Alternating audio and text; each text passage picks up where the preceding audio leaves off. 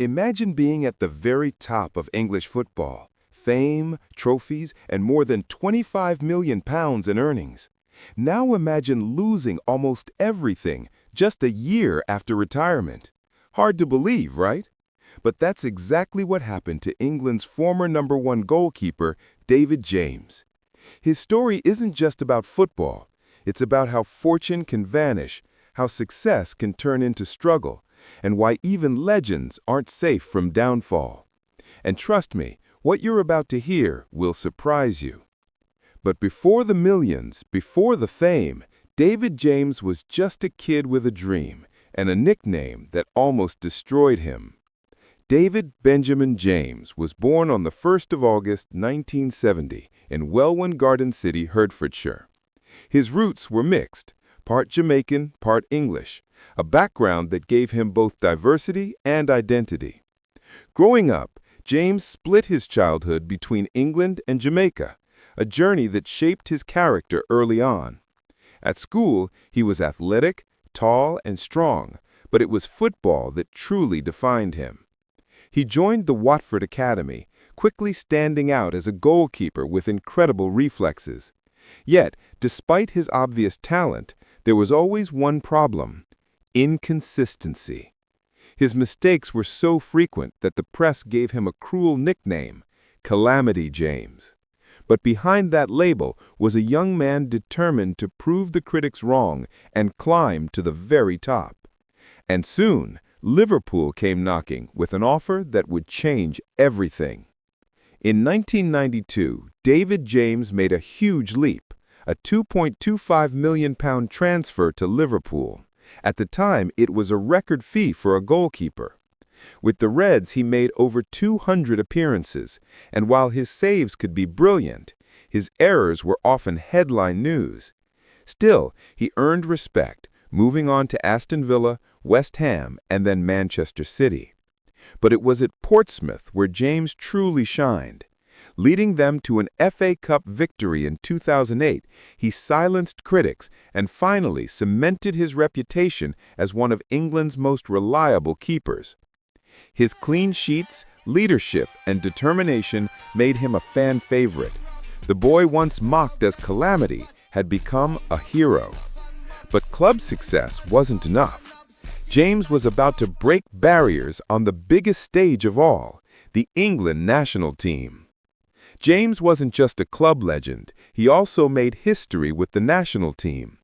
He became the first black goalkeeper to represent England, a milestone that broke barriers and inspired future generations. With 53 international caps, James appeared in Euro 2004 and the 2010 World Cup. At his peak, he was the Premier League's all-time leader in appearances and clean sheets. For a kid from Watford, that was nothing short of extraordinary. Yet, while the world celebrated his saves, behind the scenes, his fortune was slipping through his fingers. Throughout his two-decade career, David James earned more than £25 million. At Portsmouth alone, he was on £50,000 a week. He even modeled for Armani, becoming one of the first footballers to bridge the worlds of sport and fashion. His fame, his earnings, and his lifestyle seemed untouchable. But the truth? Money doesn't last forever when it's not managed wisely. And James was about to find out the hard way. But the truth? Money doesn't last forever, especially when you spend it the way James did. In 2014, just a year after retiring, headlines broke. David James had declared bankruptcy. The football world was stunned. How could a man who earned millions be broke? The answer was complicated. A costly divorce in 2005, mounting debts, and wasteful spending all piled up. Former teammates recalled how James would buy a brand new car just because the old one had a small scratch, or purchase dozens of pairs of shoes he barely wore. He was generous, yes, but reckless with money. To pay off debts, James was forced to auction off hundreds of personal items, over 150 match-worn shirts, trophies, and memorabilia. For a national hero, It was a heartbreaking fall from grace. And yet, David James wasn't finished. Out of the ashes of bankruptcy, he would rebuild a new purpose in life. But David James didn't disappear. Instead, he rebuilt.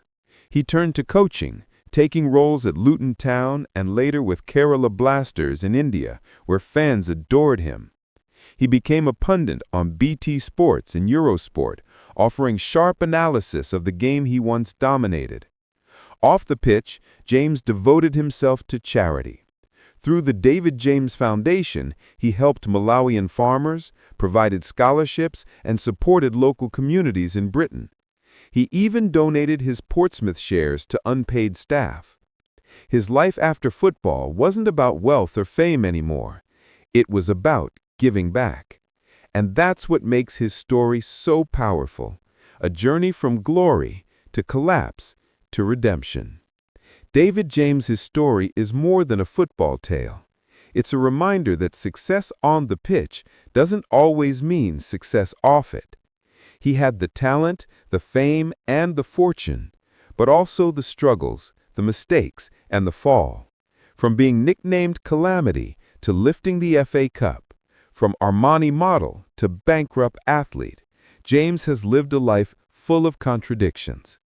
Today, he stands as a voice of experience, proof that no matter how high you climb, it's how you handle the fall that truly defines you.